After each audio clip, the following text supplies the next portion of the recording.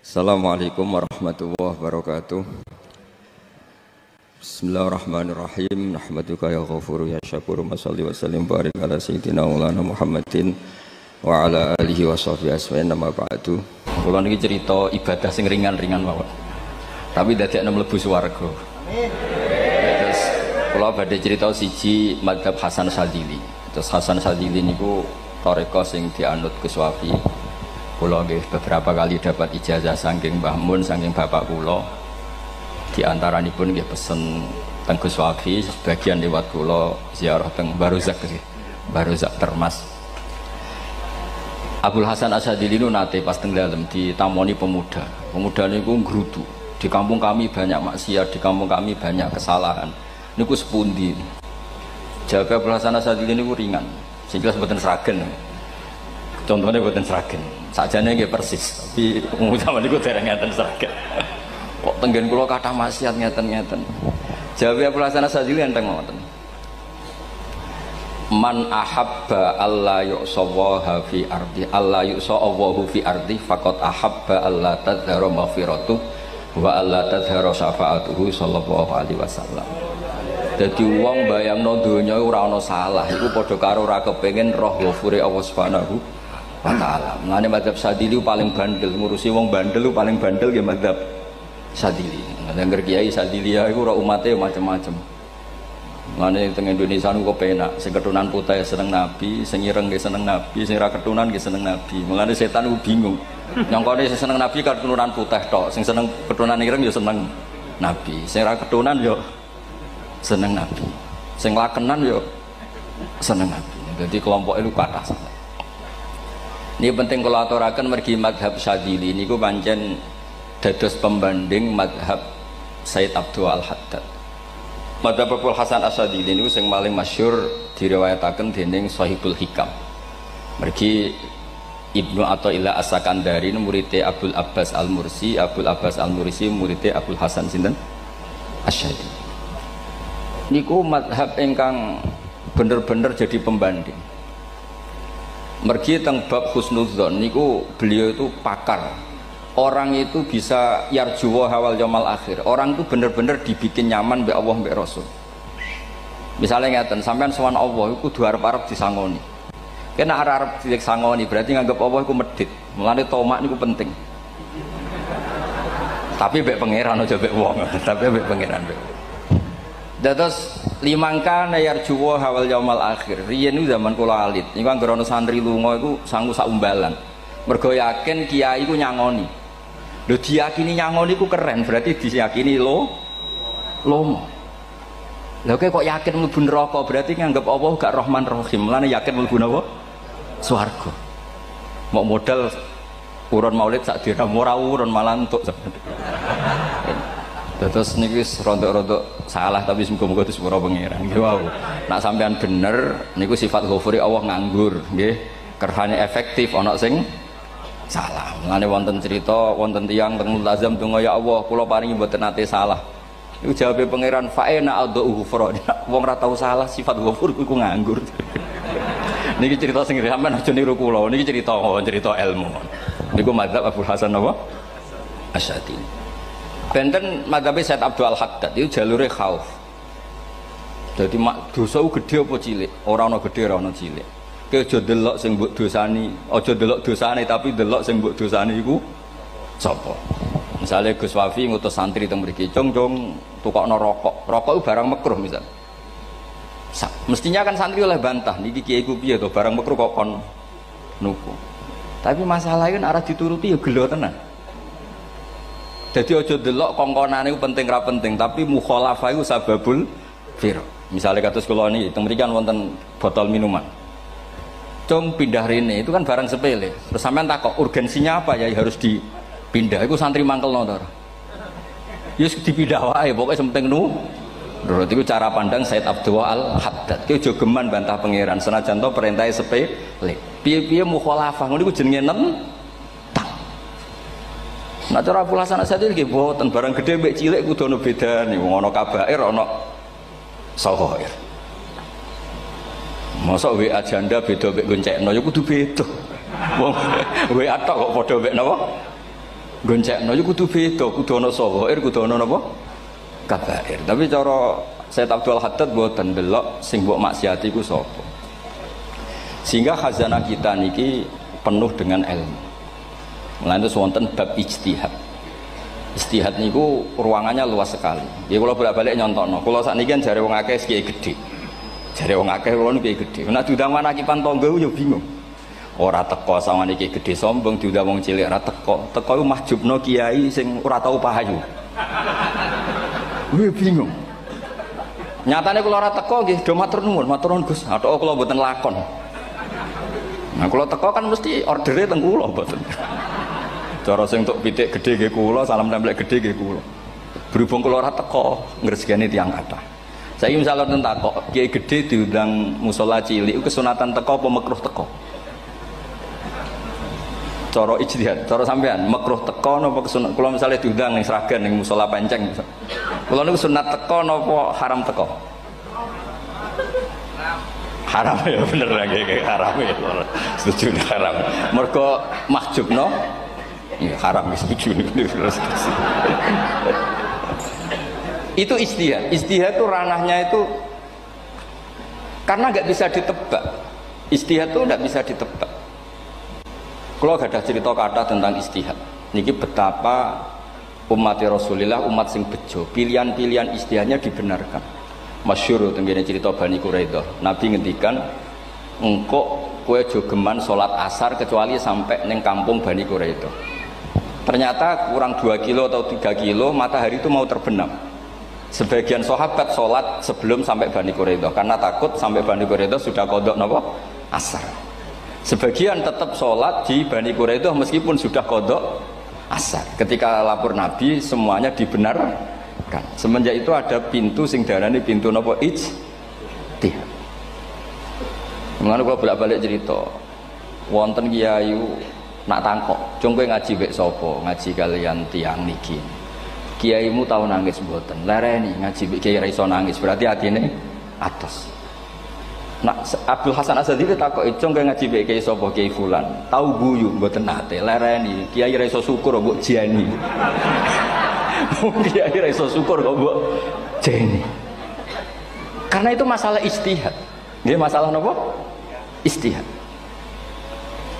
Ijtihad itu polanya enggak jelas. Wonten kiai ora gelem mulang wedok nggih kathah, alasane wedi fitnah. Wong pancen iman pas-pasan mawon nembe wong ayu ya bingung. Tapi nak diwalik, nak kiai ora gelem mulang wong wedok, terus sing mulang wong fasik, to aliran sesat iku ya repot. Kowe ngrasa paling gak sesat. Ya sudah seperti itu masalah-masalah apa? Ijtihad. Nah, kalau tak cerita saat ini balik cerita tentang Burda. Burda nu nak ngelem Kanjeng Nabi. Niku pancen dielmoni tenan. Kalau niku Burda berjanji tiba niku setengah hafal. Pancen riyen mbah kula buyut-buyut kula niku pesene ken hafal tiba, hafal berjanji, hafal Burda. Wis mboten ngengken ngapal loh, tapi karena sering baca akhirnya hafal. Kalau beri beberapa contoh, ngelem niku nak mboten dielmoni itu kualitasnya tidak bagus. Tapi kalau dielmoni itu kualitasnya bagus. Kalau beri contoh begini. Saya itu kalau pidato atau khutbah atau ngaji, apalah terserah istilah jenengan atau ceramah. Biasanya kalau seneng istilah ngaji, niku mesti ikuti sing gampang mawon. Wa ala alihi wa sahbi ajmain. Ajmain itu kalimatun fariqah bainana wa bainasyiah. Fa innana nukrimu jami'as sahabah. Ajmain itu kalimatun fariqah, kalimat pembeda. Kita ahli sunnah wal jamaah akramu jami'as sahabah. Ada kelompok sing akramu sahabian wa ahanu sahabian akhir. Sehingga ajmain itu harus kita baca. Itu karena itu kalimatun fariqah, kalimat pembeda. Kata-katanya hanya ajmain. Begitu juga berjanji. Berjanji itu nak ngelem Nabi niku wa ba'du fa'aqul wa Muhammad bin Abdullah bin Abdul Muttalib wasmu Syaibatul Hamdi Humitat Hisaluhus Saniyah. Karena ketika Rasulullah memaklumatkan jadi Nabi itu problemnya itu nasabnya siapa? Orang-orang yang di Palestina, di Israel, di Yordan, di Syam kalau dulu itu alamatnya Nabi itu harus turunan Ibrahim. Ibrahim sementara orang Syam menurut pengetahuan orang-orang Yahudi Syam. Maka saya berjanji menunjukkan dulu kalau nasabnya Muhammad itu ini. Terus sampai warafuhu ilal khalili Ibrahim, terus ila dzabih Ismailan nisbatuhu wa muntamah. Terus setelah itu terus beliau ngendikan wa adnanu bila raibin inda dzabil ulumin sabiyah ila dzabihi ismail nisbatu wa mun tamam. Terus ketika berjanji di Karang itu sudah ada faham-faham yang seakan-akan babahnya Nabi itu ada masalah. Terus beliau ngendikan ini Syaibatul Hamdi, Sayyid Abdul Muthalib itu orang yang ketika buka Ka'bah, buka Zam-Zam, saurip-uripnya muji pangeran. Terus banyak lagi wasumi'a fi sulbihin Nabi sallallahu alaihi wasallam dzakarallaha ta'ala walab. Mbah yang ini bahkan dengar ketika Nabi masih di punggungnya membaca tasbih. Terus sampai fa'azim bihi min ikdin ta'allaqat kawakibud durriyah wa kaifala wa sayyidul akramu sallallahu alaihi wasallam wasitatuhumun. Nabi itu orang suci, makanya harus lewat rahim yang suci, harus lewat bapak yang suci, mbah yang suci, sampai ila khalilir rahman Ibrahim alaihis salam. Makanya terus dinagumkan nasabun tahsibul ula bikhulau, terus tarokus sifaha falam yusibhum aruhu min adami wa ila abihi wa ummihi. Karena kabeh sonal ismihi, semuanya itu untuk menjaga asmane Nabi Muhammad sallallahu alaihi wasallam. Kemudian Burda membentuk itu dalam bentuk nazuman. Misalnya beliau ngendikan Rasulullah itu mutiara. Jadi ketika dakwah berpola ya baik, ketika tidak berpola juga baik. Beliau cara muji Nabi faddurru yasdadu husnan wa huwa muntazimun. Namanya mutiara ketika diuntai pasti sangat indah. Tapi terus-terusannya itu wale sayang kusu qadran ghairu muntazimi. Tapi namanya mutiara, mbok berserakan pun tetap indah. Jadi unik. Berarti ketika beliau muji Nabi dakwah tertib pernah. Sholat tuh harus begini, harus begini, harus begini. Beliau sholatnya tumakninah tertib. Tapi Nabi pernah sholat gak tertib. Duhur tuh 2 rakaat. Mana anak kiai rodok lalinan itu ya anak sana tuh. Duhur itu 2 rakaat. Tapi barokahnya Nabi duhur 2 rakaat diketahui cara sholat kalau salah itu gimana. Umpama Nabi sholatnya bener terus, itu akan kesulitan kita solusinya ketika ngalamin apa? Kesalahan. Makanya Nabi ngendikan ma kuntu ansa walakin unas sali as-sunnah. Itu mestinya ra tau lali, tapi didesain lali biar bisa jadi sunnah. Wonten tiyang salate sawi maca surat Baqarah. Wonten tiyang badhe njupuk wedhuse lah cara Indonesia. Bareng kesuwen piyambake mufaraqah. Walhasil Mu'ad matur Nabi, ini munafik di tengah-tengah sholat kok mufaraqah. Si penggembala unta ini juga ngeklaim, ya Rasulullah imam kita tidak benar, sholatnya kesuwen. Pikirannya wong ora bela imame. Ternyata Nabi gak belok sing ngangon. Afattanun anta ya Mu'ad. Wong imami wong seragen surat Baqarah. Wis pokoke kulhu wae. Jadi Islam itu segampang itu, semudah itu. Sehingga wonten tiyang niku isane maca kulhu, rakaat ula nggih kulhu, saniyah nggih kulhu, pokoke kulhu. Sampai sok makmume ku mangkel. Waduh, si imam iki gak keren, mosok main apa? Kulhu. Dilaporno, ya Rasulullah ini imam yang kau tugaskan di kampung kami niku amen maca kulhu mau. Ditimbali be Nabi, kenapa kamu baca kulhu terus? Li annaha sifatullah, karena itu sifatnya Allah. Maka saya senang mengulang-ulang sifatnya. Terus kata Nabi, saya barusan dikasih wahyu Allah bahwa Allah mencintai kamu karena kamu mencintai surat kulhu. Nah ini ijazah yang seragen ini ku apa? Nanti maca timbang maca idza samsu kuwirat bulet nang tengah. Jajal ampun tak tes sakniki. Kiai paling pinter teng seragen kan maca idza samsu kuwirat di depan umum. Mungkin nak dhewean roh tapi nang ngarepe Habib Doa ngarepe Gus Wafi meriang nak muntir. Wah, ngoten niku kula ndek kanca niku imame level desa, bareng imami teng kecamatan salat Id. Mersiapno surat Tabarakalladzi biyadil mulk. Suwengi diapalo lanyah sampai ambeke hafid. Niku nyatane nggih malah klirune fatal, malah lali ra maca Fatihah. Saking semangate ben ketok imam keren maca surat napa? Tabar. Jadi yo ribet. Terus kula suwun seneng Nabi niku kados senenge para ulama. Niku nak nyipati Nabi niku gampang. Kula niki beto kitab Saraipun Burdah kalian Saraipun Barjanji. Niku kalau ngelem Nabi niku sederhana sebenarnya. Tapi itu yang mengena. Bisa ulang lagi niku sing mengena. Misalnya dawe Imam sing aran Risalah Qusyariyah. Tegene Bukhari ini cerita Bukhari. Nanti semua nabi ketika di akhirat tuh nafsi. Jadi roh prahara kiamat itu pun gak dinyali mau muni nafsi. Nabi ini jek kober ngendikan ummati umat.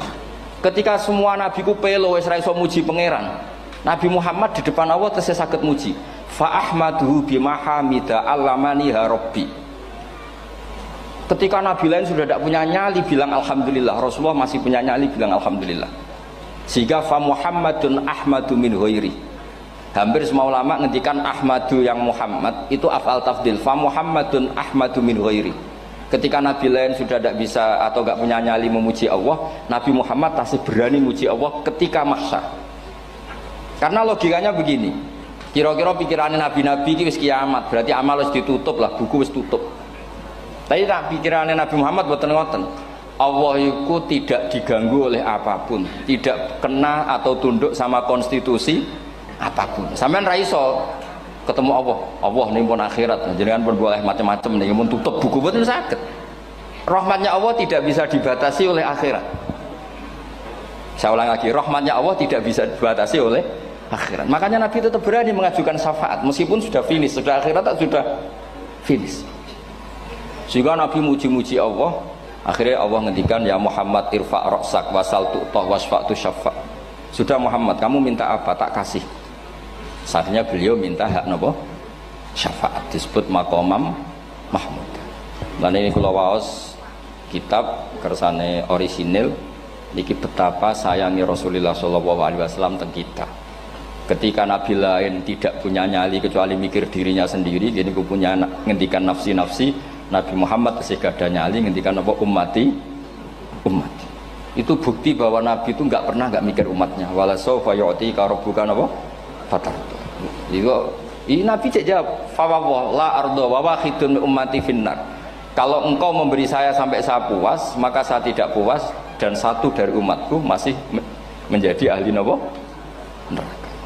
Ini kalau waos nak sampean orang nangis kebablas. Niki cerita betapa Rasulullah SAW niki jarang tiang maos niki kalau waos kersane tambah mahabbah dengan Rasulullah SAW.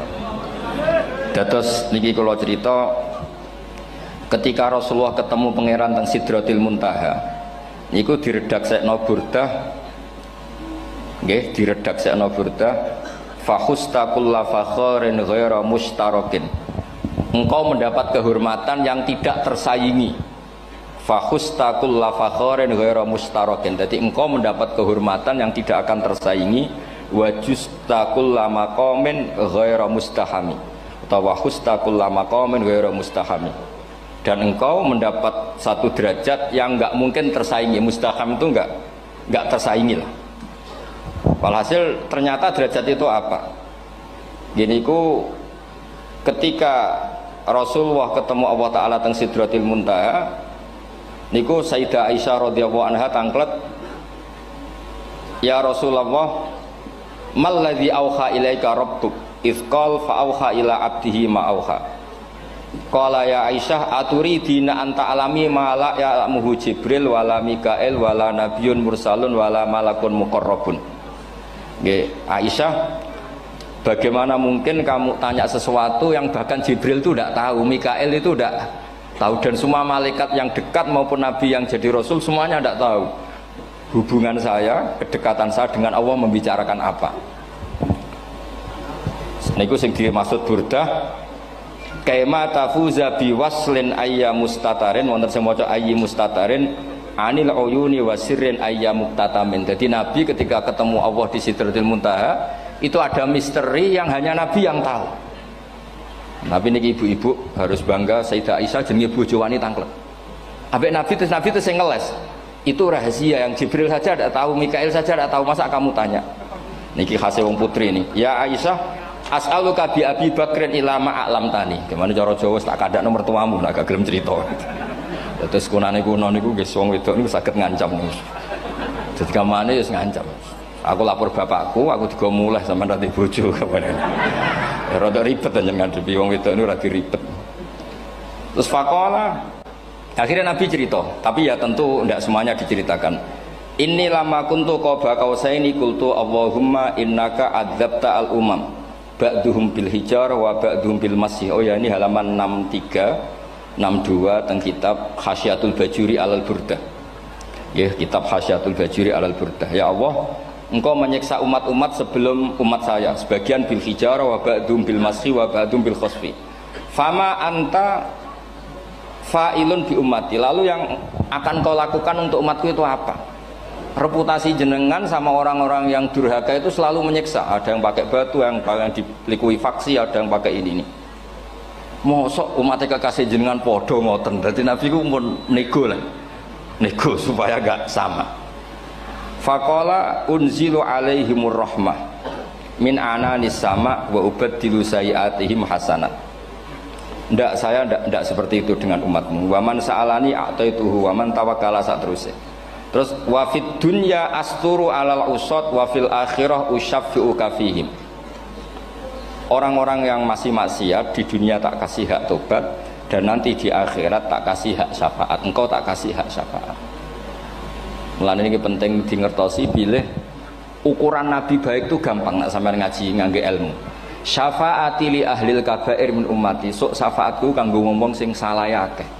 Wong Nabi ku ora melok dosa kok mikir nyafaati. Nak rapi-apike wong ora mungkin.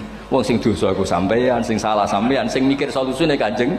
Nah, lho wong kok apikane ngono iku gak mungkin ta mungkin.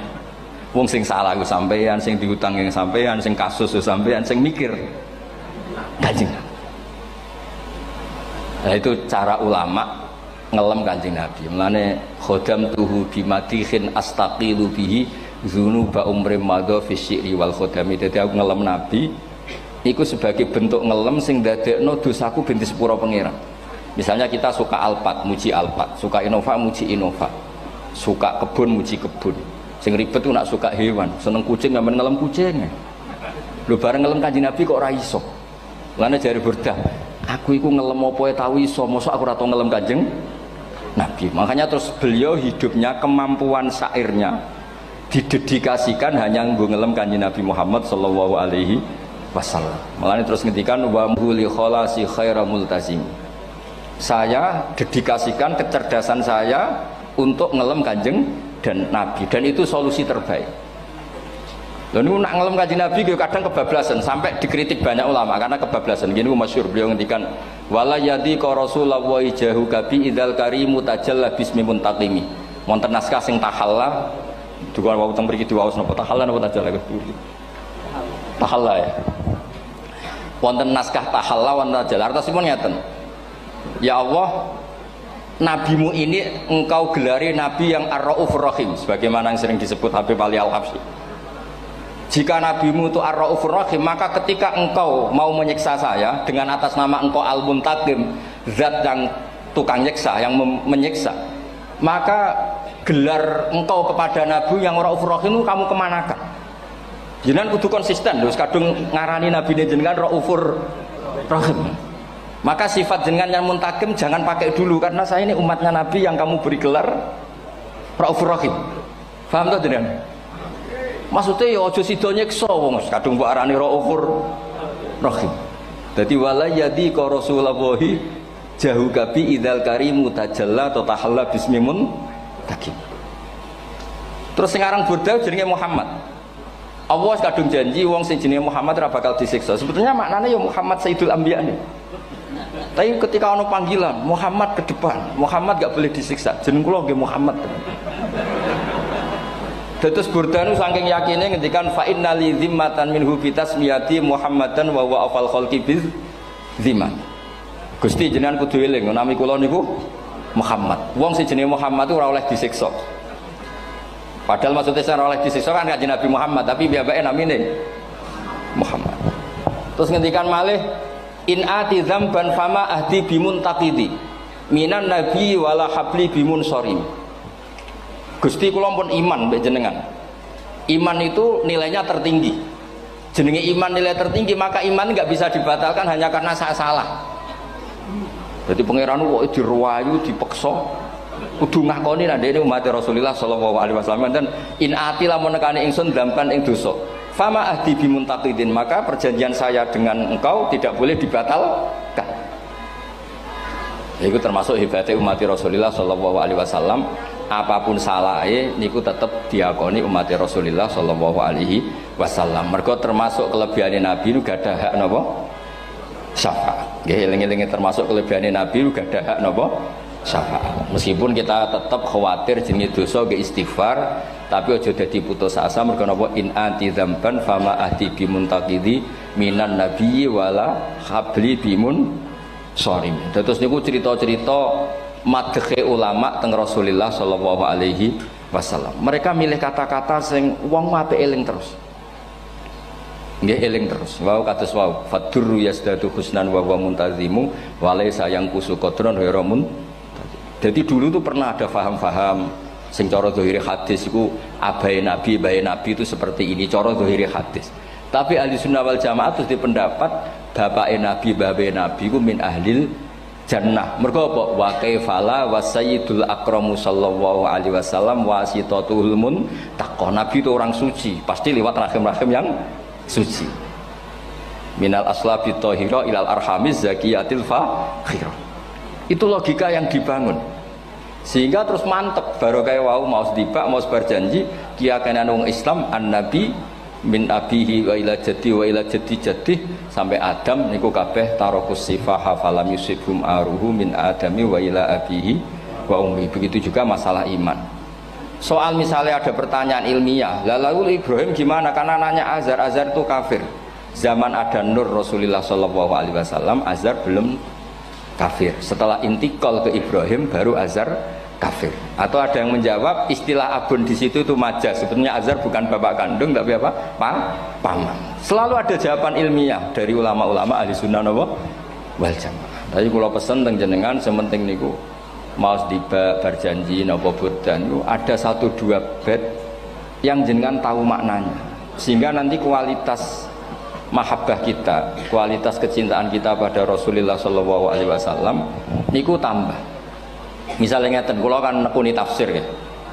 Ada ayat rubama yawaddul ladzina kafaru law kanu muslimin. Niku hampir semua mufassir konsensus sepakat jeng ben nek wong Islam mlebu neraka. Niku sampean kudu ndonga, nek mlebu neraka muga-muga jejer wong kafir sing kecangkeman. Niku dinyek.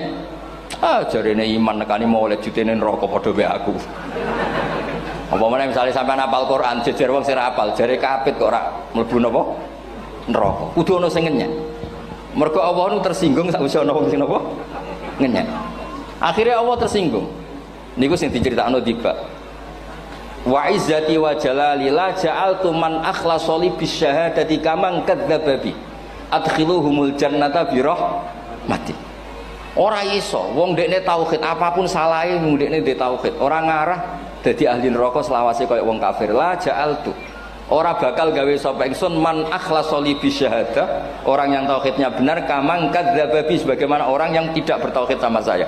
Adkhiluhumul jannata bi rahmati. Padahal Allah dilapuri malaikat, malaikatnya kira diprovokatif. Malaikatnya lapure wajadnahum asrafu ala anfusihim wa wajadna amalahum minadz-dzunubi ka'amsalil jibal. Jare pangeran wis timbang semuti Gusti, wanane salah tok. Reputasine salah tok. Ghairu annahum yasyaduna alla ilaha illallah wa anna muhammadar. Niku jawabe pangeran wa izzati wa jalali la ja'altu man akhlasoli kamang kadzdzaba bi adkhiluhumul jannata bi rahmati. Nah, lafat-lafat seperti ini kita akan punya harapan ketika ndelok umat sing carane iman tesih blepotan, carane salat cek blepotan, carane zakat cek blepotan.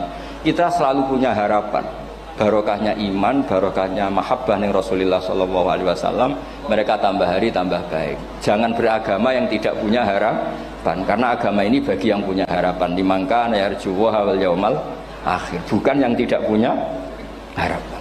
Wong Kanjeng Nabi sekaruan nabi orang terbaik dilarani wong Taif, disiksa wong Mekah.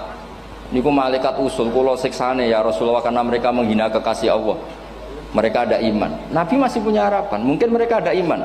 Tapi asawah ayyukhrija bal arju ayyukhrijawah min aslabihim may ya'budu wa la yusyriku bihi syai'an. Bapak orang iman, aku cek di harapan anak putune iman. Dan sedekah Rasulullah sallallahu alaihi wasallam. Sani kata bapak era poso, anaknya melok TPQ, barang poso juk gendong, akhirnya bapak izin melok poso. Bapaknya maca Quran ra tau. Bapaknya nekani wisuda anake hafid. Mulane bapak Esra kena dibentuk, ya arep-arep napa? Anake. Nah anake ora kena dibentuk ya arep-arep putune nganti Imam Mahdi turun nang ngoten mawon. Pokoke agama niki limangka nayarjuwa wal yaumal akhir. Terus kula suwun sak napa madzhab Abdul Hasan Asyadzali. Nggih pancen madzhab niku kathah, tapi kula suwun agama teng zaman akhir dawuh Mbah Mun kudu kathah rojae.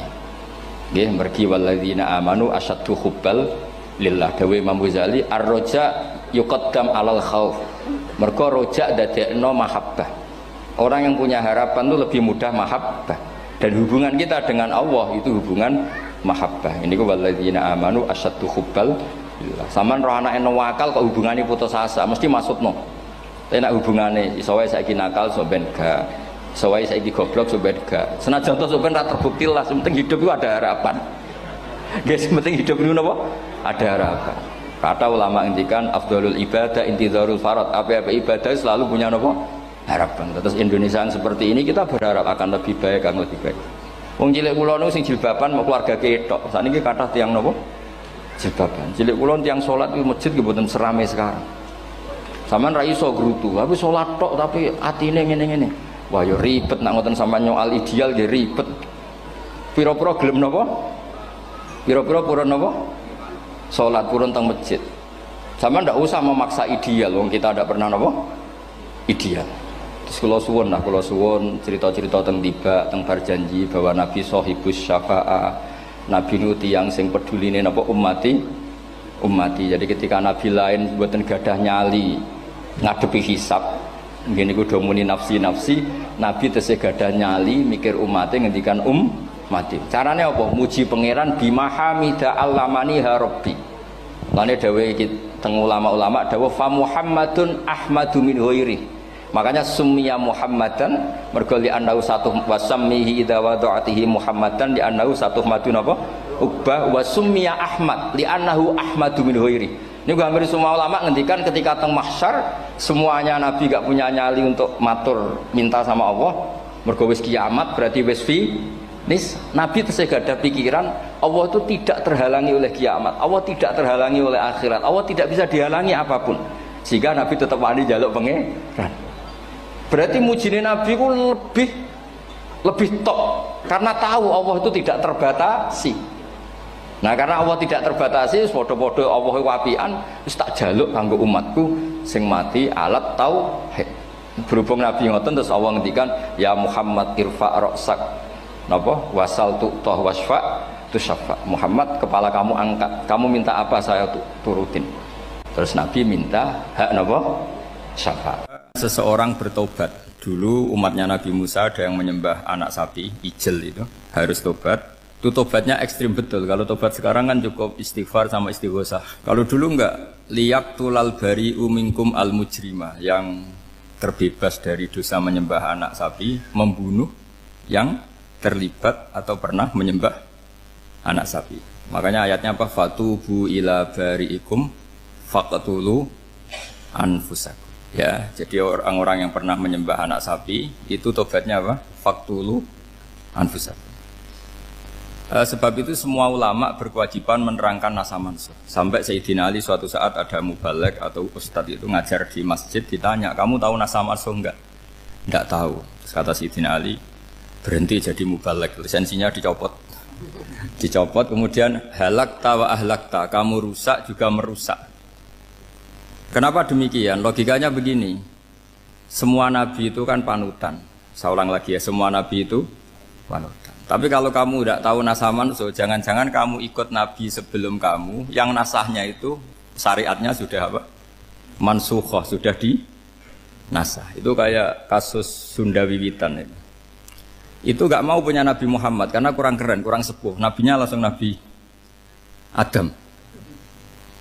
Resikonya adalah beberapa aliran sesat itu, aliran yang kurang benar itu, zaman Nabi Adam kawinan otomatis sama saudaranya. Lalu masa sekarang kita membolehkan kawin sama apa? Kalau sama Nabi Adam mau tidak mau. Karena yang cowoknya ya bin Adam, putrinya binti Adam. Lalu Allah bikin satu sunnah yang suami istri itu harus beda, yaitu satu kandungan itu melahirkan satu pasang. Dan boleh dulu memang pasangannya orang jelek itu orang cantik. Makanya agak sial itu yang perempuan-perempuan itu. Memang mulai dulu gitu. Kalau cantik itu kesunatannya dapat jelek. Nanti sama-sama masuk surga. Karena yang cowoknya ibadahnya syukur, yang ceweknya sabar. Itu nanti sama-sama. Nah kebetulan si Qabil itu ganteng sekali Qabil. Berpasangan dengan Labuda itu jelek gembrot, pokoknya tidak cantik. Enggak lah, kebalik. Qabil itu berpasangan sama Iklimah. Jadi Qabil ganteng, punya adik kandung namanya Iklimah itu cantik sekali. Yang Habil itu rapati apa? Berarti yang Habil apa? Ya rapati ganteng, berbarengan dengan Labuda juga rapati cantik. Nah karena tadi ya berarti Qabil bareng siapa? Iklimah, Habil, Labuda. Maka untuk kawin ini nggak boleh satu kandungan. Jadi dulu karena nggak ada perbedaan ibu bapak, mau tidak mau beda. Yang penting beda. Yaitu akhirnya apa? Qabil dapat Labuda, yang Habil dapat Iklimah karena beda kandungan. Itu sudah cukup. Nah, akhirnya kan nggak terima si Qabil. Masa orang ganteng dapat orang jelek. Jadi mulai dulu itu maunya orang ganteng ya dapat orang cantik, nggak terima. Tapi Allah ngatur seperti itu. Akhirnya terjadi percekcokan. Nah, dulu itu semuanya itu religius, sehingga ukuran percekcokannya masih religi, yaitu ya gini saja, kita ngadakan kurban, yang diterima itu ya menang. Ya ternyata dalam kompetisi itu yang menang siapa? Habil. Akhirnya Habil jadi menikahi siapa? Iklimah. Kalau sekarang kompetisinya kan siapa paling kaya ya menang, lebih gampang. Nah kemudian bayangkan misalnya, ya saya ini menerangkan asa mansuh. Kita semua sering ngomong, sering berkoar-koar, sering menyarankan atau mewajibkan para nabi itu panutan dalam semua perilakunya. Ternyata ada beberapa perilaku yang sudah dinasakh atau dihapus ketentuannya oleh syariatnya Rasulullah Shallallahu Alaihi Wasallam. Maka mengenali asa mansuh itu keharusan dalam ulumul Quran, ya. Makanya Allah mengatakan apa? Manansakh min ayatin aw nunsiha pasti na'ti bi khairim minha aw misli. Jadi saya nerangkan nasakh mansuh itu dua sesi. Satu sesi antar nabi, dua di internal syariatnya apa? Nabi. Sekali saja hari ini tok, sudah setelah itu anggap pinter sudah. Kalau sudah jangan tanya lagi. Nah, ada beberapa lagi syariat yang masalah metode. Dulu Nabi Nuh itu dibolehkan oleh Allah saking mangkelnya sama orang kafir. Saya ulang lagi, orang kafir itu kan biadab sekali, nempat buminya Allah, makan rezekinya Allah, kemudian mengkafirkan Allah. Pikirannya Nabi Nuh, orang biadab gini nggak layak hidup, itu pikirannya Nabi Nuh. Kalau dia pakai militer, tidak punya militer, ya pakai langit akhirnya. Pakai kekuatan langit, beliau berdoa, Rabbi la tazar alal ardi minal kafirina dayyar. Innaka intazarhum yudillu ibadaka wala yalidu illa fajirong kafar. Ya Allah, mereka ini orang-orang kafir. Padahal pakai bumi engkau, pakai rezeki engkau. Matikan semua saja. Jangan sisakan satu pun. Karena kalau masih sisa, nanti anak turunnya ya gitu. Gennya gendo ya pasti melahirkan gendo. Gen. Wala yalidu illa fajirong kafar. Kalau kamu sisakan pasti melahirkan generasi gendo lagi, kafir lagi. Dituruti sama Allah. Kecuali orang 80 yang ikut Nabi Nuh. Nah orang 80 yang ikut Nabi Nuh ini selamat karena iman. Maka generasi yang sekarang ini termasuk saya semua ini semuanya turunan orang iman. Maka kita ini punya dua status. Satu, Allah kadang manggil kita ya Bani Adam, karena faktanya kita turunan Nabi apa? Adam. Panggilan kedua adalah Zurriyataman hamalna ma'anu. Orang-orang sekarang itu pasti turunan orang yang ikut perahunya Nabi Nuh. Jadi nasab kita ini sudah steril. Sudah tidak ada nasab lewat kafir. Karena yang kafir sudah habis. Semua orang sekarang itu turunan Nabi Nuh, yaitu disebut apa? Dzurriyyataman hamalna ma. Itu sekitar orang 80. Nah, oleh Allah Subhanahu wa taala syariat seperti ini pernah dituruti, yaitu akhirnya mereka mati semua kecuali orang 80 yang mukmin. Tapi uniknya Allah apa? Era Rasulullah Shallallahu Alaihi Wasallam, Nabi kita Nabi Muhammad itu diutus rahmatan lil alamin. Ketika Nabi didustakan, diusir, disakiti, malaikat gunung, beberapa malaikat yang ahli adab spesial eksekutor lah kira-kira gitu. Muhammad Kamu bilang saja ke saya, kalau kamu ingin orang-orang Mekah Abu Jahal CS, saya hancurkan. Tapi apa kata Nabi? Saya berharap kalau mereka belum iman, anak cucunya iman. Karena bagaimanapun sperma ya atau calon bayi atau calon keturunan itu kan ada fi aslabir rijal atau fi zuhurir rijal. Jadi kalau dalam ilmu agama itu gen manusia itu disimpan di zuhurir rijal di punggung lelaki. Nanti dipindah ke arhamin nisa. Logikanya gini. Ini dengerin ya. Logikanya gini, misalnya Abu Jahal. Abu Jahal itu di situ ada orang namanya Ikrimah. Itu anaknya Abu Jahal. Itu orang mukmin. Akhirnya ya jadi orang alim. Abu Lahab itu di rahimnya di punggungnya ada perempuan namanya Darroh. Akhirnya juga orang mukminah. Saya berikan contoh. Khalid bin Walid itu anaknya Walid. Walid itu musuh besarnya Rasulullah. Tapi di punggungnya ada orang bernama Khalid. Ini dengerin. Nah di punggung ini kira-kira Allah sudah tahu apa belum? Jawabannya sudah tahu. Artinya kalau ini mati atau kamu bunuh, kamu sebenarnya nggak bunuh orang kafir saja, bunuh calon orang mukmin yang sekarang masih bersemayam di punggungnya orang-orang kafir. Jadi bisa saja orang yang sedang kafir itu ada sekian calon generasi yang suatu saat mukmin. Itu syariat yang diajarkan ke Rasulullah SAW. Karena kasofnya Nabi, kasof itu satu kondisi di mana seorang Nabi itu dipertontonkan sesuatu yang nggak kelihatan. Itu dalam bahasa Arab kasof atau mukasyafah. Nabi dipertontonkan ternyata banyak orang kafir yang di punggungnya itu ada calon generasi mukmin atau muslim. Akhirnya Nabi nggak berani. Jangan bunuh. Mungkin bapaknya ada iman tapi anaknya iman. Betul, Abu Jahal punya anak Ikrimah, Abu Lahab punya anak Darroh, Walid punya anak siapa? Walid. Itu mirip seperti kita, bapak era sholat, anak ETPK sholat, akhirnya bapak katut sholat. Banyak enggak di Indonesia, bapaknya tidak bisa baca Quran, anaknya hafid. Nah, itu kalau bapaknya kamu habis, tidak ada yang meselin. Makanya biarkan hidup saja. Nah, artinya gini, andai kan tidak ada ulama yang menerangkan nasa mansuh, dikira syariat Nabi Nuh itu abadan mu'abadat, selamanya lama. Sehingga main teror sama orang kafir sah berdasar Nabi Nuh, padahal kita sudah ganti Nabi, yaitu syariatnya Rasulullah SAW. Masyhur itu ketika Nabi ngendikan, saya tidak minta mereka dihukum, tapi ya Allah saya minta Allah mahdi qaumi fa innahum la ya'lamun. Mereka kafir itu karena tidak tahu. Sehingga ada periode. Loh kalau perang itu beda, perang itu konteksnya duel, itu tidak harus sama Abu Jahal, Abu Lahab. Ada penjahat mau bunuh kamu wajib perang enggak? Wajib. Penjahatnya meskipun muslim apa harus kafir? Meskipun muslim. Maka kata ulama fikih sebetulnya perang duel itu bukan syariat muslim sama kafir tok. Masih muslim sama muslim, misalnya ada orang mau merkosa istri kamu, terus dia pamit gini, saya muslim loh, beri hak loh. Enggak bisa. Saya penjahat loh, muslim, jadi kamu enggak boleh merangin saya, ngelawan saya kan muslim. Enggak bisa, tetap harus dilawan.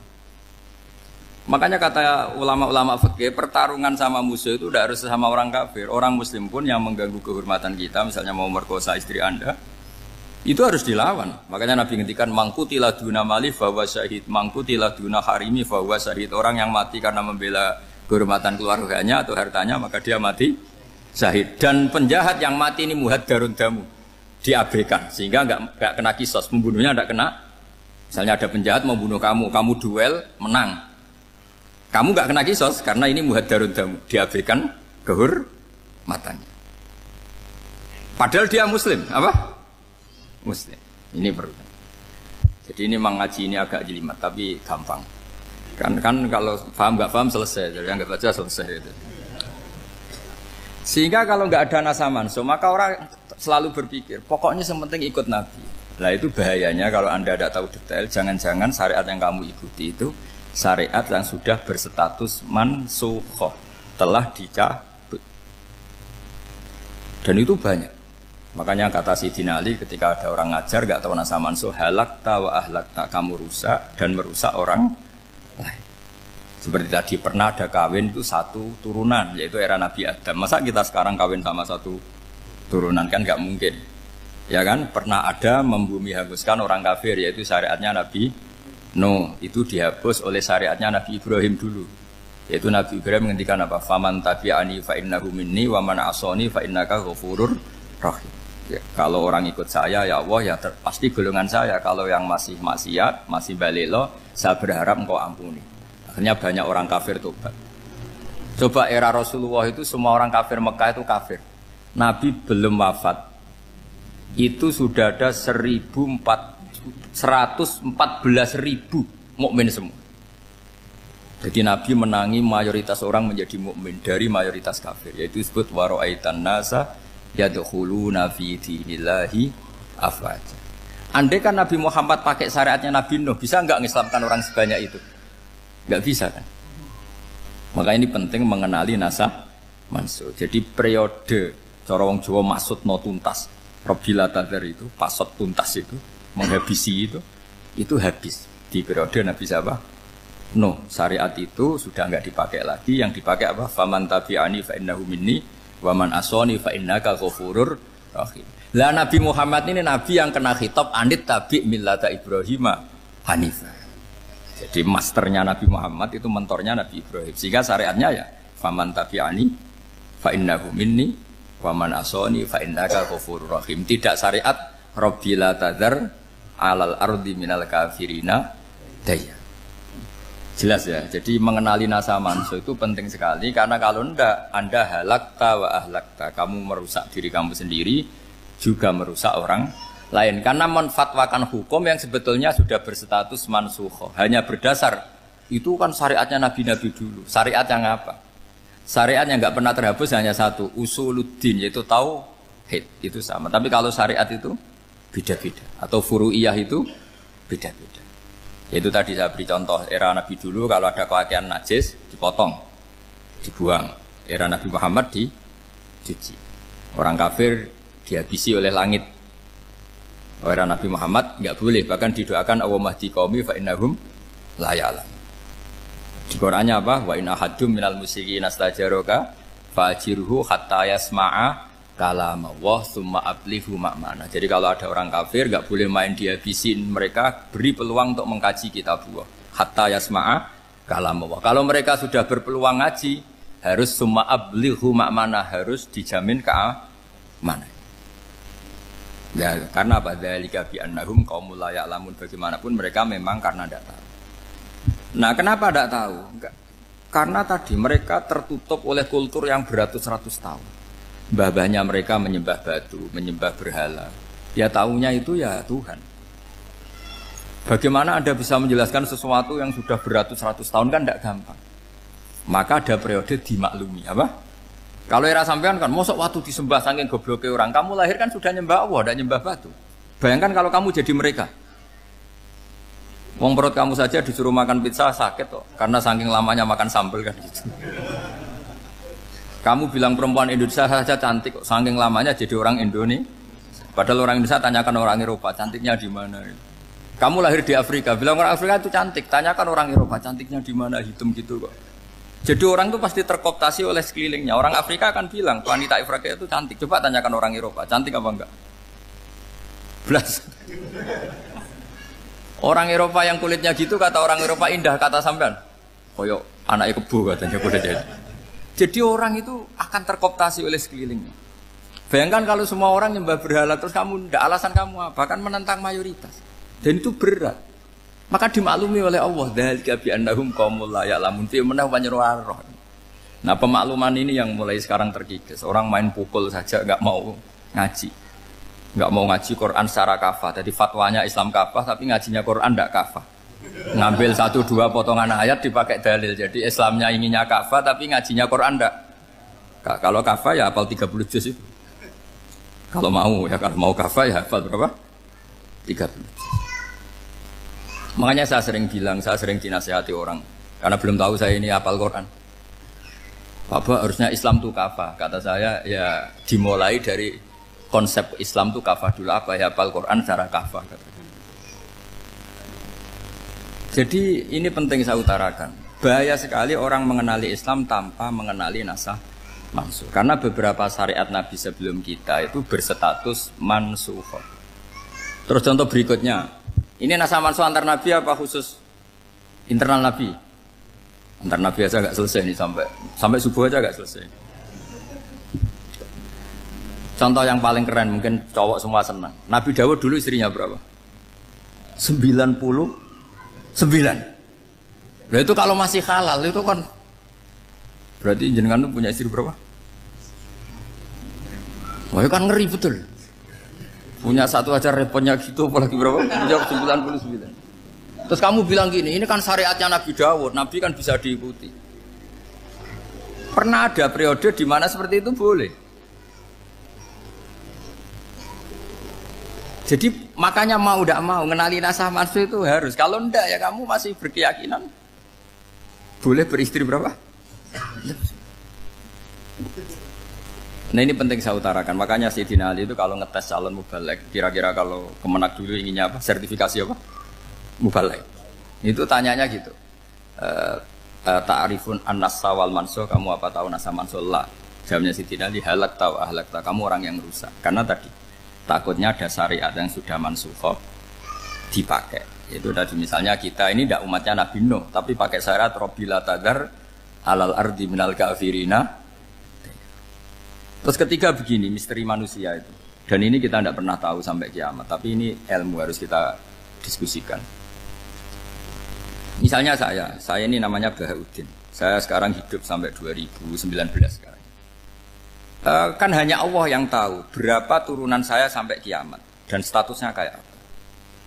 Donald Trump juga gitu. Donald Trump itu sekarang kafir, tapi kita tidak pernah tahu nanti turunan keberapa ada yang Muslim. Lah turunan yang calon Muslim ini diletakkan di mana kita tidak tahu. Yang jelas kalau kamu bunuh itu katut itu. Artinya gini, logika membiarkan orang kafir itu ya ada logikanya. Gitu. Logika membunuh karena mereka mau membunuh kita ya ada logika fikihnya, karena kalau kita ada membunuh dibunuh. Makanya semuanya hukum ini terus bergantung al-hukmu yaduru ma'ilatihi wujudan wajib. Di sini terus dipertemukan. Makanya semua nabi itu kalau yang namanya membunuh pasti pas perang saja, karena ini kondisi yang memang pilihannya hanya dua, kalau nggak dibunuh ya membunuh. Ada duel lah itu. Maka ini butuh kajian fikih dan orang nggak boleh subjektif dalam hal ini. Saya ulang lagi, tidak boleh subjektif. Karena tadi, orang yang kamu katakan sekarang misalnya Zaid, kamu itu bodoh sekali. Kenapa bodoh? Tidak hafal Quran, nggak pernah kuliah, nggak pernah ngaji. Ternyata Zaid ini bersemayam calon anak yang alim alama hafal Quran. Namanya Umar, tapi masih jadi sperma. Suatu saat Zaid itu punya anak alim alama. Kan banyak orang tidak bisa baca Quran punya anak hafid. Banyak nggak di Indonesia? Banyak nggak petani yang punya anak dekan? Petani punya anak dekan. Yang dekan punya anak naik kelas saja susahnya bukan main. Banyak kan? Nah ketika dibalik nanti ada dekan punya anak goblok, yang petani punya anak dekan, pinter mana? Kita tidak pernah tahu. Makanya ini kan ya sudah, kalau nggak pernah tahu ya bilang saja wallahu alam, kan selesai. Daripada keminter keliru kan ada wallahu alam. Makanya cerita favorit guru saya, Kiai Haji Maimun Zubair itu punya apa namanya Kiai Zubair. Itu cerita favoritnya itu ada santri namanya Soleh. Soleh itu alim alama. Orang Madura itu cara berpikir kan kalau kiai saja alim seperti itu, apalagi bapaknya. Pas bapaknya main ke pondok, santrinya ada ribuan. Bapaknya main ke pondok itu, sholat itu ya gak bener, gak sesuai sunnah Rasul lah kira-kira gitu. Sudah sholat itu gak bener, apa-apa gak bener. Masih ditakwil sama santri Madura, karena orang Madura itu kultus. Mungkin khilaf itu satu khusus, pokoknya perlakuan khusus. Suatu saat saking bodohnya orang itu, kenceng tuh pinggir musola. Wah ini nggak bisa ditakwil lagi, akhirnya nggak bisa ditakwil tuh nggak. Wah ini sudah nggak bener ini, nggak bener. Singkat cerita santri tadi nggak kuat matur ke kiainya, Pak Yai, jenengan sealim itu kok bapaknya segoblok itu. Kenapa? Ya, dia kenceng pinggir musola. Oh bapak saya tuh pinter sekali. Kok bisa? Karena beliau yang memutuskan saya mondok sampai saya jadi alim alama seperti ini. Yang bodoh itu mbah saya. Yang bodoh itu mbah saya kan. Artinya gini, sekarang misalnya Anda dekan atau Anda rektor atau Anda profesor atau Anda kiai top mubalek kondang. Anda mau balik kondang terus punya anak, gobloknya bukan main. Atau apalagi anaknya ketangkep KPK. Yang satu anaknya orang bodoh jadi dekan. Kalau kompetisi ini pinter mana coba? Ada ahli metodologi tapi anaknya itu terlibat narkoba. Yang ini petani utun, anaknya dekan. Kira-kira kalau dikompetisikan pinter mana? Anaknya pinter petani tadi. Gitu. Yang ketika petani kamu vonis bodoh gitu. Tapi siapa tahu kalau ini menyimpan calon. Paham ya? Kita tidak pernah tahu. Makanya Quran selalu ngajari dalam ilmu sosial itu wa in adri la'allahu fitnatul lakum wa mata'un ila. Di dalam ilmu sosial itu kita harus jawab tidak tahu. Karena mobil.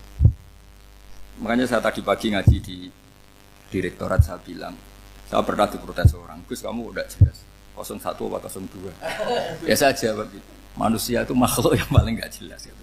Sekarang soleh suatu saat bisa saja gak soleh. Yang sedang gak soleh suatu saat soleh. Sesuatu yang mungkin rubah kok kamu fanatik itu gimana? Nalarnya itu gimana? Coba kita tahu dulu Wahsy itu pembunuh Hamzah, akhirnya mati mukmin ya enggak? Padahal orang yang sangat dibenci Rasulullah karena membunuh Sayyid siapa? Hamzah. Sa'labah yang tukang itikaf di masjid akhirnya su'ul Fatimah. Kita tidak pernah. Nah kalau nggak pernah tahu ya tidak usah terlalu fanatik biasa saja. Kayak jenengan seneng saya itu ya saya tidak tahu sampai kapan ya. Saya seneng sampai kapan ya tidak tahu. Kayak suami istri. Pas nikah harmonis bulan madu sampai kapan bertanya. Yang jelas paling awet itu pasangan jelek itu pasti nggak awet. Makanya jadi guyonan tuh. Pasangan itu jangan baik-baik gak awet. Kalau jelek itu awet. Ternyata maksudnya cantik sama ganteng. Itu suatu saat pasti jadi jelek. Yang jelek sama jelek pasti jelek terus. Makanya jadi guyonan. Kalau pasangan jelek itu awet katanya. Tapi kalau pasangan baik, ternyata baik wajahnya itu pasti gak awet. Suatu saat pasti jelek, tapi yang jelek awet. Karena mulai dulu ya jelek sampai itu. Awet jeleknya maksudnya bukan. Ya jelas ya, jadi saya mohon sekali ini ilmu. Sampai ndak urusan, ini bukan urusan cocok ndak cocok, tapi ilmu. Ilmu harus kita dengar bahwa syariatnya para nabi itu yang sifatnya furu'iyah, tidak usuliyah, tidak tauhid itu potensi rubah. Sehingga mengkaji nasab mansukh itu satu keharusan seorang ulama. Makanya setiap ada syariat nabi hal hadis syariah mu'abbadah amla, mansukhah amla. Karena potensi itu tinggi. Kita tahu dulu semua nabi sholat menghadap apa? Baitul Maqdis. Era Rasulullah dipindah ke Ka'bah. Tapi kalau kamu katakan total Baitul Maqdis ya tidak juga. Nabi Ibrahim mulai dulu madhabnya ke Ka'bah. Tapi kalau Nabi Musa ke Baitul Maqdis. Terus kamu bilang ini 01, 02 ya ada, memang syariat jadi sesuatu yang furu'iyah. Nah, kenapa ini furu'iyah? Jawabannya sederhana. Ketika seseorang menghadap Ka'bah itu menghadap batu apa menghadap Allah? Allah. Ketika menghadap Baitul Maqdis hakikatnya menghadap Allah apa menghadap Baitul Maqdis? Allah. Maka menghadap Ka'bah itu sebenarnya masalah furu'iyah. Yang masalah usuliyah adalah inni wajjahtu wajhiya lilladzi fataras samawati wal ardh. Yang permanen adalah menghadap Allah Subhanahu wa taala. Cuma secara prosedur syariatnya secara zahir menghadap Ka'bah. Maka potensi rubah karena ternyata itu furu'iyah, untuk kiblatnya itu furu'iyah. Yang permanen adalah menghadap ke Allah Subhanahu wa taala. Ini pentingnya. Jadi terus sekarang masih antar nabi apa di internal nabi? Ini sudah mau selesai waktunya, sudah habis ini. Internal. Ini sudah selesai, ini sudah pas ini. Mohon Pak Andi. Oh.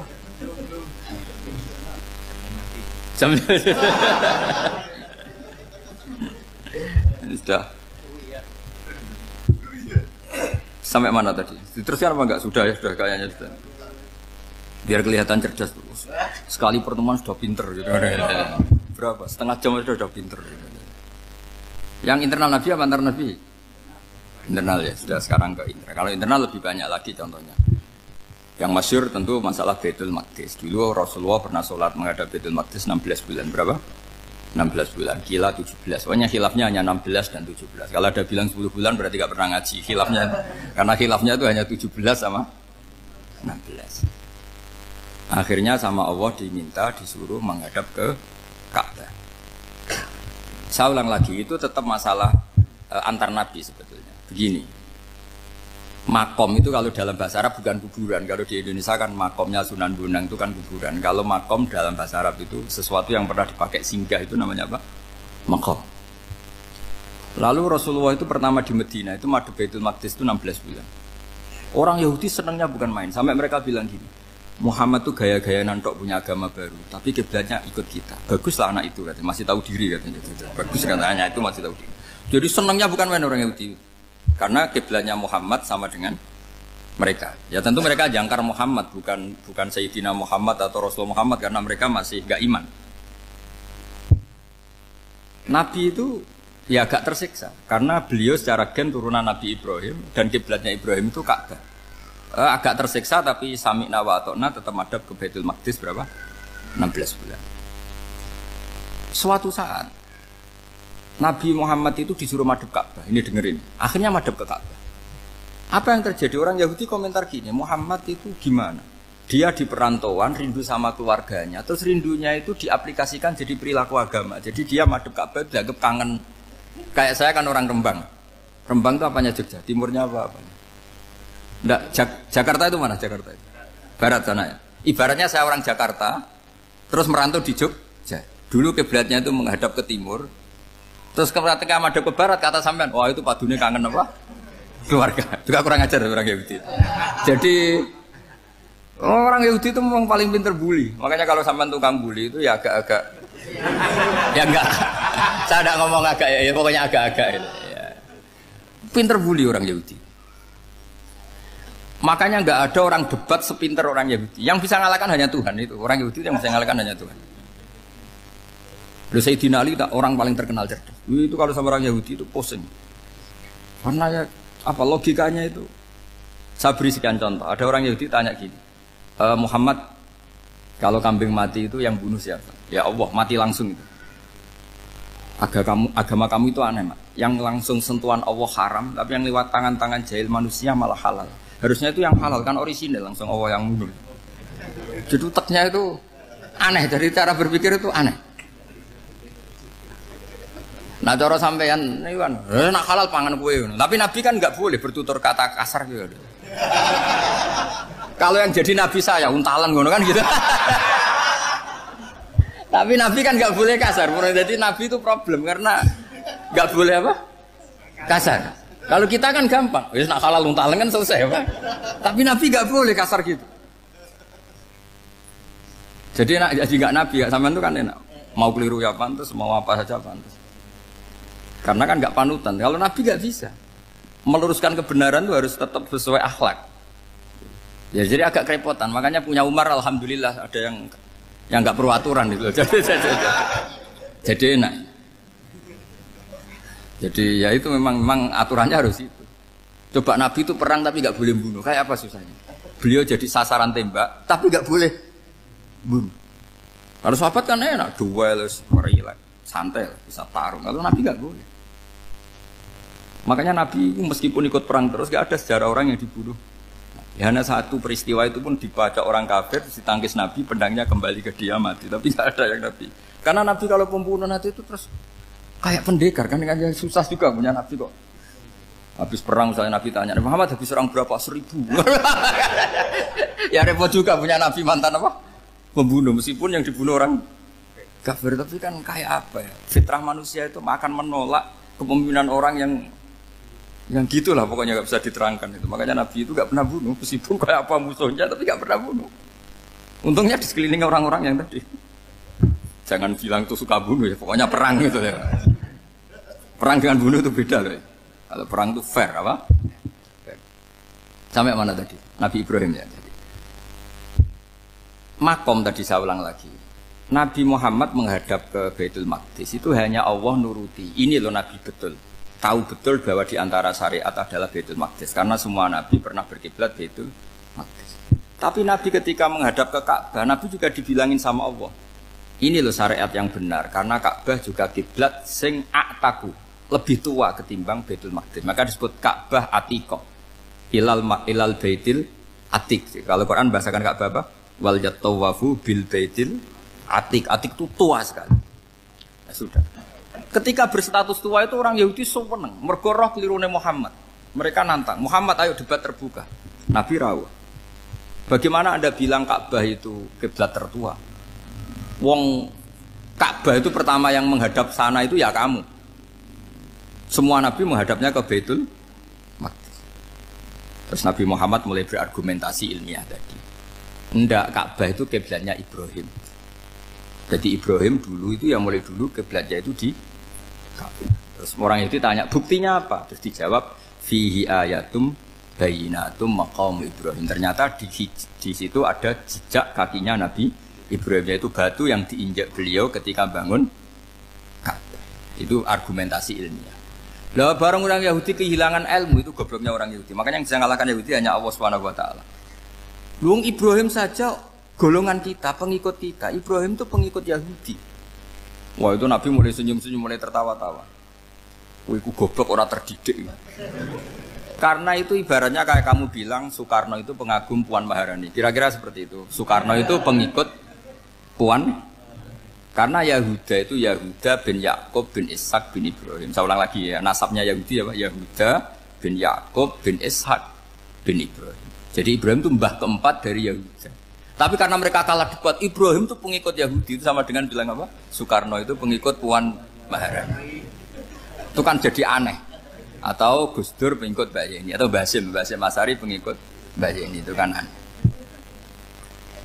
Wah, akhirnya sama Allah diingatkan. Makanya ada ayat ha antum haula hajjatum fi ma lakum bi ilm falimatu hajuna fi ma laysa lakum bi ilm. Perjanjian debat ini semuanya harus ilmiah. Tapi kenapa perdebatan Anda malah ndak ilmiah? Karena orang Yahudi iftadohu, malu semua.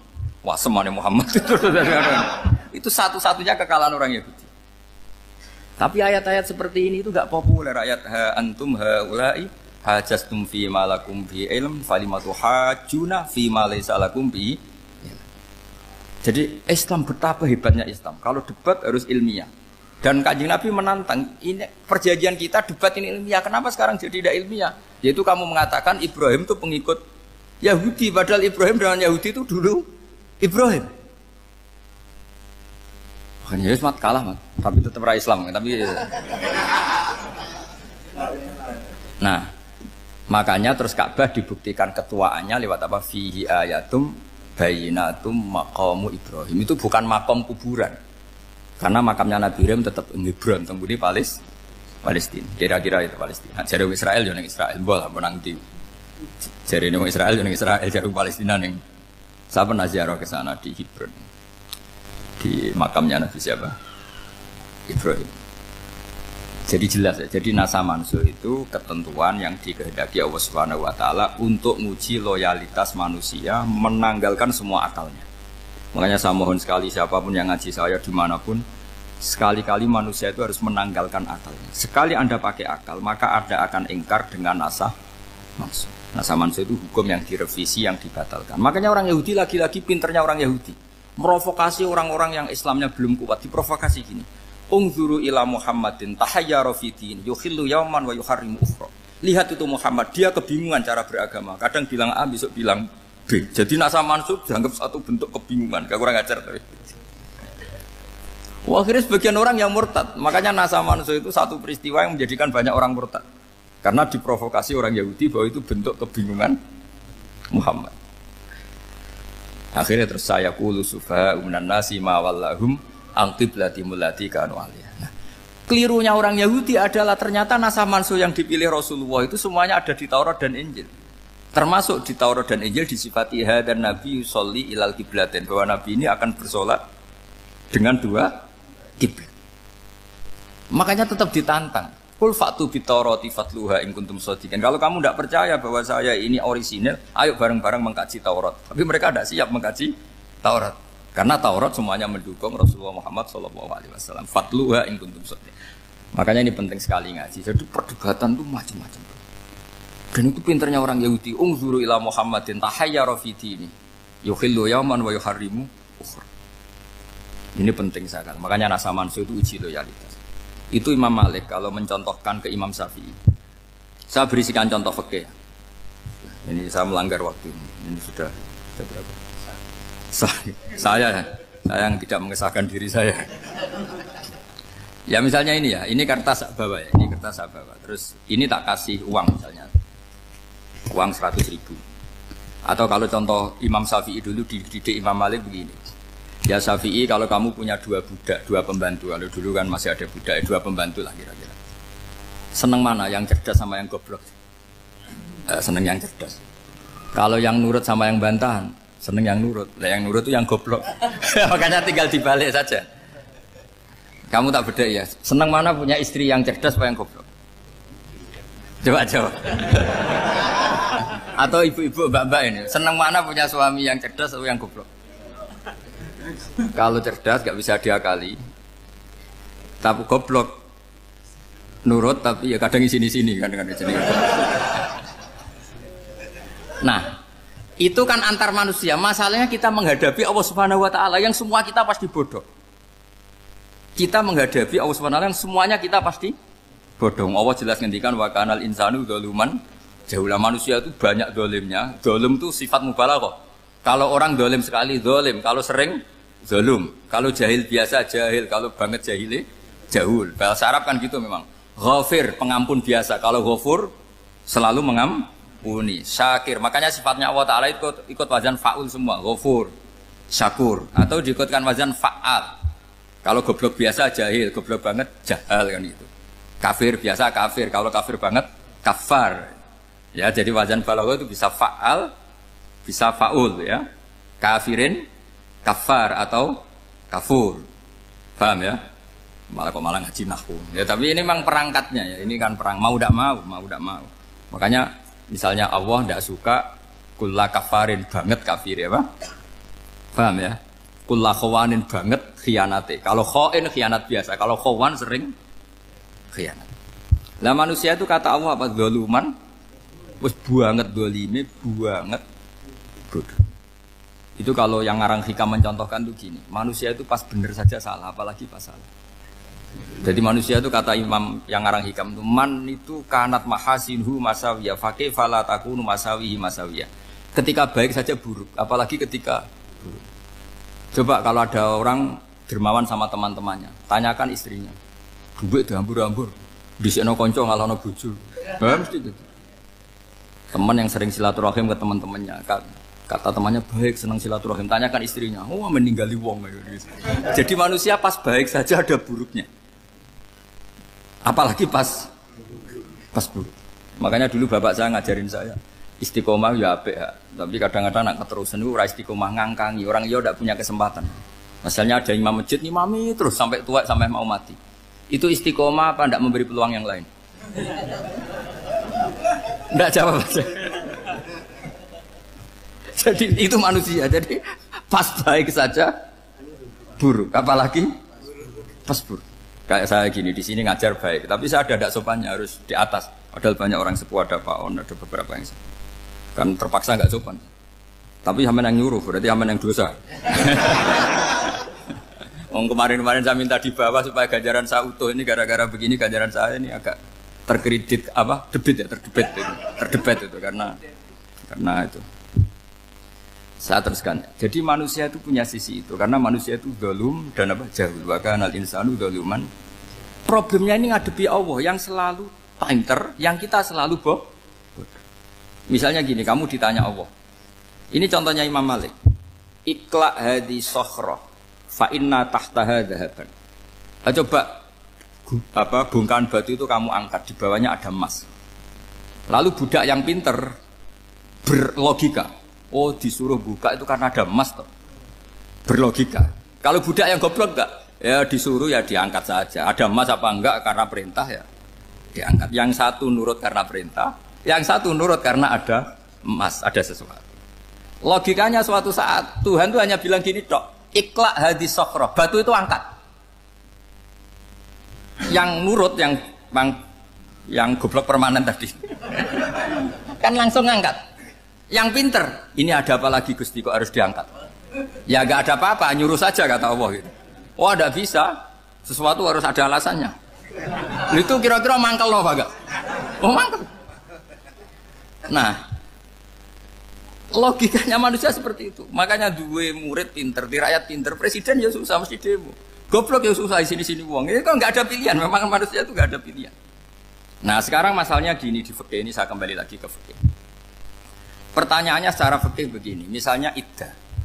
Iddah itu seorang perempuan ditinggal mati suaminya atau ditinggal atau cerai. Itu kan ada namanya apa?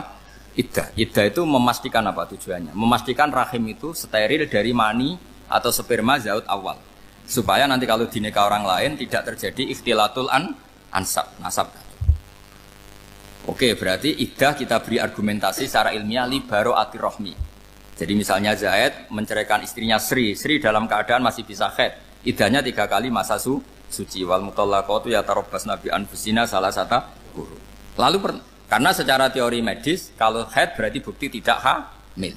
Apalagi kalau haidnya terulang-ulang sampai 3 kali pasti tidak hamil. Sehingga kalau nanti dinikahi orang lain, pasti kalau ada anak, ya anaknya zaud sani atau zaud kedua. Berarti alasan iddah li baro'atir rohmi. Oke, kita sok pinter, sok bijak. Pertanyaannya adalah, sekarang sudah baru 1 bulan, suaminya di Malaysia, nggak pernah ngumpuli. Dicek di medis juga berbukti tidak hamil. Apakah boleh tanpa iddah? Semua ulama mengatakan tidak boleh. Tapi ini kan rahimnya jelas bersih. Ya karena iddah itu nuruti perintah pangeran, pokoknya tetap iddah. 3 kali masa suci, 3 kali masa suci atau masa haid, itu ada perdebatan ulama. Tapi kan ini terbukti bersih Gus. Meskipun terbukti bersih, kata Allah harus iddah 3 bulan atau berapa? Kira-kira 3 bulan, 4 bulan ya tetap harus iddah. Kowe milih mana? Sok pinter, Gusti. Berhubung ini, pangeran mbok terangno gitu. Berhubung. Jadi Tuhan apa mbok wari berhubung Gusti ini jelas steril dari sperma zaut awal. Enggak usah iddah Gusti. Sama aja kamu disuruh majikan kamu ikhla hadis sakhra, berhubung enggak ada apa-apa, enggak usah ya. Kira-kira mangkelno ndak budak yang seperti itu? Mangkel. Maka dibutuhkan kebodohan dalam beragama. Betul itu memang. Makanya Nabi itu unik, pernah bilang itu gini, aksaru ahlil jannah al-bulhu, akeh-akeh penduduk swarga itu al-bulhu wong goblok-goblok. Maksudnya goblok yang jenis ini, bukan goblok betulan maksudnya. Maksudnya goblok jenis ini itu ya tetap pinter, tapi pinternya dibuang. Pura-pura goblok demi samina. Jadi saya misalnya kok pinter dan goblok tadi sekaligus. Pinter dan goblok. Ya bah ikhla hadis sakhra fa inna tahta hadaban. Tak angkat karena saya tahu di bawah ada emas. Tapi di hati saya sajane ya mergo perintah. Suatu saat kok disuruh Allah ikhla hadis sakhra, perintah ya tak angkat. Ya sudah. Jadi ya pinter ya goblok. Saya tahu namanya perintahnya Allah pasti ada hikmahnya. Hikmahnya iddah adalah li baro'atir rohmi. Tapi hikmahnya jadi kawula adalah nurut perintah Allah, cek tahu alasannya maupun tidak. Lah di sini ada illatul hukmi untuk membangun kecerdasan, tapi ada loyalitas untuk membangun ubudi. Ya, bahwa kita ini kawula roh tetap loyal. Makanya tadi pagi saya cerita Sayyidina Umar. Sayyidina Umar kayak apa cerdasnya? Tapi tetap ubudi ya. Yaitu Rasulullah SAW sering dibully orang kafir. Muhammad tuh gaya-gaya nantok. Wong ora oleh nyembah berhala, ora oleh nyembah watu, jebule dekne nyembah Hajar Aswad. Karena dilihat dari jauh kan tetap nyium Hajar Aswad. Coba kalau kamu lihat dari jauh, kamu sujud dari jauh kan kayak sujud sama batu. Makanya Sayyidina Umar karena orang kafir masih cara berpikir gitu, tiap nyium Hajar Aswad itu komentar gedumel. Alim tu annaka hajarun la tadurru wa la tanfa. Walau la anni ra'aitu Rasulullah qabbalaka ma qabbaltuka.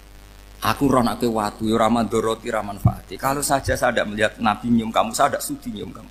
Jadi tidak berdoa, doa mustajab itu tidak. Berutuh. Karena apa? Umar tahu ini masalah secara tauhid. Kalau saya doa di depan Hajar Aswad nanti dikira syirik. Karena berdoa di depan batu. Tapi kalau saya tidak nyium, nyulayani sunnah Rasul, yaitu nyium Hajar, wis tengah-tengah, nyium sambil gerutu. Itu sudah kompromi. Ya nyium tapi gerutu. Kayak apa? Makanya ya cerdas tapi ya goblok tadi ya cerdas. Itu uniknya Rasulullah. Jadi muji orang pintar ya sudah langit. Tapi Nabi pernah dalam satu hadis mengatakan aksaru ahlil jannah al-bulbu. Aki-aki penduduk swarga itu orang bodoh. Artinya orang bodoh itu bukan bodoh betulan. Kan? Dia meninggalkan akalnya demi loyalitas ubudiyah. Nah, untuk menutup sesi ini terakhir betul tak tutup setelah ini selesai. Untuk menutup itu bukti begini, perang Badar itu perang yang nggak mungkin dimenangkan umat Islam karena orang kafir itu 1000 dengan pasukan full dengan peralatan perang full. Rasulullah itu tahun kedua Hijriah itu pasukannya hanya 313. Itu pun pedang itu untuk orang 5 itu hanya ada pedang 1. Jadi kalau mau dibaca orang, sih kamu nilai pedangnya aku. Itu kan nggak kebayang perang dalam keadaan seperti itu. Jadi mesti kalah, orang kok mungkin kalah, mesti. Tapi Nabi tetap bilang, saya ini disuruh Allah perang, ya harus berangkat. Yaitu perang Badar. Kata para sahabat, ya Rasulullah ini nggak masuk akal, sudah nggak usah perang, ini nggak masuk akal, mau setor nyawa. Sudah gitu dadaan, nggak ada persiapan. Lucunya apa? Sahabat itu ketika Nabi tetap berangkat. La akhrujanna walau waqti. Nabi menginginkan saya tetap berangkat meskipun sendi. Setelah Nabi berangkat sekian meter, tuh sahabat ikut semua. Kata Nabi, lah kamu kok ikut? Ya ikut saja. Kata kamu mesti kalah. Ya anggap saja setor nyawa. Demi loyalitas pada jenengan. Itu makanya nggak ada periode sebaik periode sahabat. Tapi yang gerutunya jalan. Karena gerutu ini bawaan ilmiah. Makanya kita loyal sama presiden. Tapi yang nggak cocok ya gerutunya jalan. Tapi bawaan mencintai Indonesia tetap jaga stabilitas. Itu bawaan cinta Indonesia, bukan cinta pejabatnya kadang. Gerutunya jalan. Tapi bawaan loyal sama Indonesia tetap mengaku. Bawaan loyal sama Rasulullah tetap ikut perang. Bawaan akal karena nggak masuk akal ya gerutu. Dan itu uniknya Quran itu mengapresiasi itu dan dianggap nggak masalah. Saya bacakan ayatnya. Kama akhrajaka rabbuka min baitika bil haqq wa inna fariqam minal mu'minina lakarihun yujadilunaka fil haqqi ba'dama tabayyana ka'annama yusaquna ilal mauti wa hum yanzurun. Peristiwa Badar ada peristiwa kamu itu keluar untuk perang. Sahabat kamu ngikuti, tapi mereka lakarihun, enggak senang sebetulnya. Karena enggak masuk akal. Ya gremeng tapi ya derek. Yujadilunaka fil haqq, mereka mendebat kamu dalam kebenaran. Jadi ya Rasulullah wong perang karuan kalah jenengan lakoni alasane nopo? Lah kok melok? Ya saya harus ikut jenengan kan jenengan Nabi. Itu unik. Kalau orang sekarang mana mau, kalau nggak masuk akal nggak mau melakukan. Coba misalnya istri kamu belajarnya dikurangi, anggap saja petualangan latihan hidup di masa lalu, nggak mau. Padahal petualangan itu hal yang indah. Petualangan itu kan hal yang indah, kan nggak mau. Oh ngirit ayo alasan. Tapi lucunya kalau dijak camping bermiskin-miskin di hutan mau. Karena karpe dhewe, tapi nak suami yang ngongkon. Ayolah seminggu ini kita model miskin, anggap saja petualangan masa lalu. Enggak mau. Karena pinter, apa? Coba kalau bodoh. Ya ngono ya apa-apa Mas. Tapi resikonya nak bodoh, pas kamu sakit ya dibiarin. Karena dia melihat sakit kan biasa, namanya manusia. Jadi makanya ini pilihannya susah, hidup itu masih susah makanya ini. Jadi uniknya Quran gitu. Quran itu membolehkan psikologi manusia. Makanya Allah ngendikan kutiba alaikumul qital wa huwa kurhul lakum. Ya saya tahu kamu tidak suka perang. Allah yang ngakui wa huwa kurhul, enggak apa-apa. Tapi ketidaksenangan kita harus dilawan demi mengikuti Allah dan misalnya perempuan Allah juga gitu. Wa ashiruhunna bil ma'ruf. Gauli istri kamu muamalah secara baik. Kata Allah fa in karihtumuhunna fasa antakrahu syai'a wa ja'alallahu fi khairan katsira. Mungkin ada watak yang kamu tidak suka, tapi di situ ada kebaikan. Allah ngaku yang namanya suami mesti ada watak yang enggak suka dari istrinya. Juga sebaliknya lebih banyak lagi yang suami istri kamu enggak suka watak kamu. Juga enggak suka hidung kamu, wajah kamu banyak lah enggak disuka. Tapi demi kestabilan negara suami istri ini, mereka loyal, justru itu bagus. Maka jagalah ilmu, juga jagalah loyalitas. Itu yang perlu saya utarakan. Jadi makanya agama ini dibangun dua. Satu kecerdasan hikmah, yaitu ya al-hukmu ya duru ma'ilati wujudan wa adaman. Tapi juga ada ubudiyah, bahwa agama ini milik Allah. Maka sami'na wa ata'na. Karena begini logikanya, saya ulang lagi masalah batu. Iqla hadis sokhra fa inna tahta hadaban. Terus saya angkat. Pembantu saya ngangkat. Dia saya gaji atas nama apa? Nurut kan? Atas nama menemukan emas apa atas nama nurut? Nurut, karena emas itu juga penemuan saya, milik saya. Ngangkat batu yang nggak ada emasnya juga atas nama nurut. Jadi rapot yang saya berikan ke pembantu saya itu tentang nurut dan tidak nurut. Saya kan tidak peduli dengan cerdas dan tidak cerdas. Itu kan tidak sesuatu yang menguntungkan saya. Nah Allah juga gitu. Kecerdasan kamu, pinter kamu itu tidak menguntungkan Allah Subhanahu wa Ta'ala. Karena Allah itu tidak butuh pinter kamu, cerdas kamu.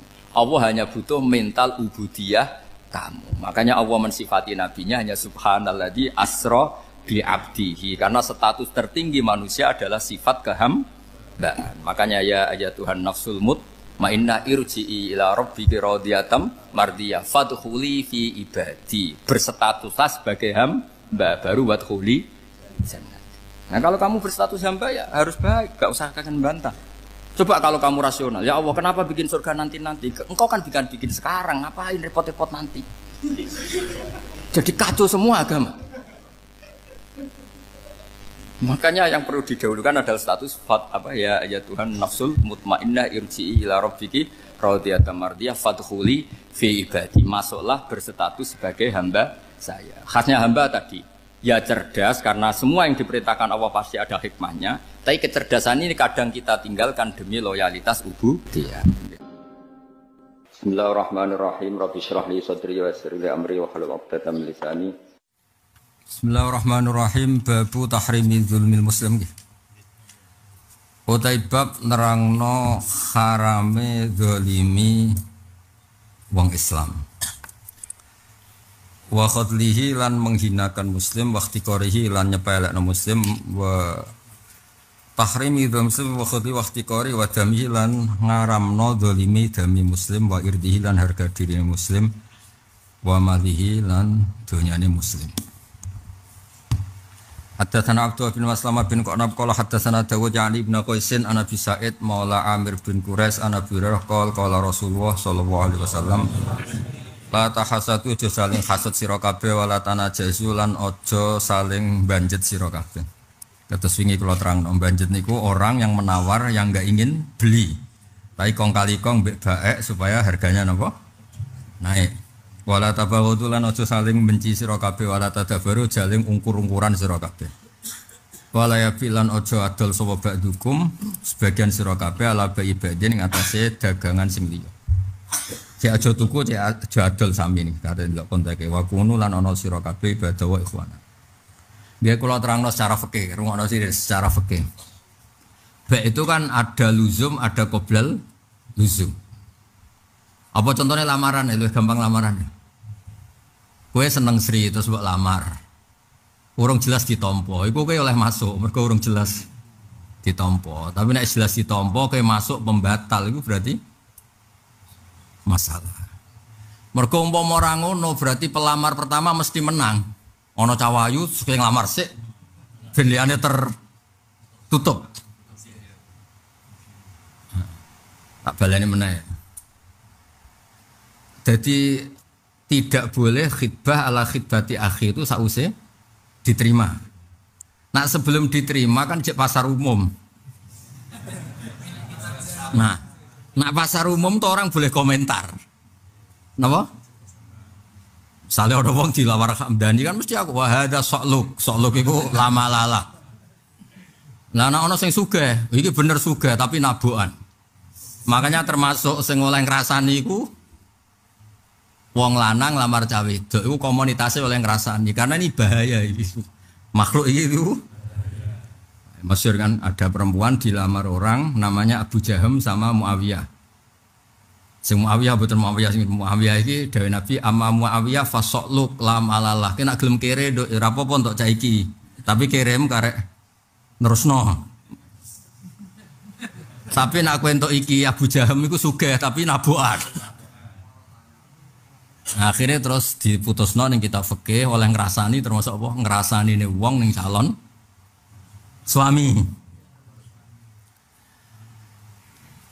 Termasuk ngrasani kowe ya oleh mergo ya ngene iki kejadiane. Salahno wong lamar anak kiai, pacakane resik apik. Tapi gobloke ora ketulungan. Suwana wong khusuk macane kitab akeh tapi kedonyan. Wa barang nyeleksi anake ra payu. Mergo kakek apa? Seleksi. Nah. Baik itu ada dua sebetulnya itu bahasa baik dimaknani tuku beli itu salah saja. Salah tapi benar. Di semua kitab fikih, sing kitab fikih kuno mesti kitabul ba'. Enggak ada kitabul ba' wa syira itu enggak ada. Karena ba' itu ya bisa syira ya bisa ba'. Mulane nggone Quran ya ora ana kata bek nemen-nemen ya ora ana. Misale wong elek sapa? Ulaikal ladzina starawud dalalata bilhuda. Padahal beli kejahatan ya salah, menjual juga salah. Tapi sing dikritik Quran kadang siroknya saja. Tapi sebetulnya memasukkan apa? Lah podong kok cawe wedok sing ngambil rabi kowe ya oleh diseleksi. Misalnya kayak seneng Sri, kancane Sri oleh komentar, "Ki nak ben buang krut." Wedake kowe kudu impor misale. Tapi ya nak ngrasani ku sak pase aja tok ndi-ndi. Aja over. Nah, itu sebetulnya awalnya haram, tapi wa irdu karena itu menyangkut harga. Ya begitu nyeleksi mubalak ya sama. Iku omongane enak, tapi ra ono dalile poh tok. Lah kok sing biasa pidato kowe kudu nyeleksi. Kowe diundang ning masjid, sing undang manekno tok. Kowe disangoni dhuwit kotak iku. Ben ngerti nek sing disangokno rada ora oleh iku. Kadang panitia yo mau itah itu ngundang. Jebule wayahe nyangoni iku kotak masjid tupleki. Alhamdulillah sudah ngaji bareng ya, bersama guru kita Gus Bak tercinta, bersama channel Barokah Ngaji. Semoga bermanfaat dan barokah untuk kita semuanya. Jangan lupa like, komen, dan subscribe. Terima kasih. Sekian. Assalamualaikum warahmatullahi wabarakatuh.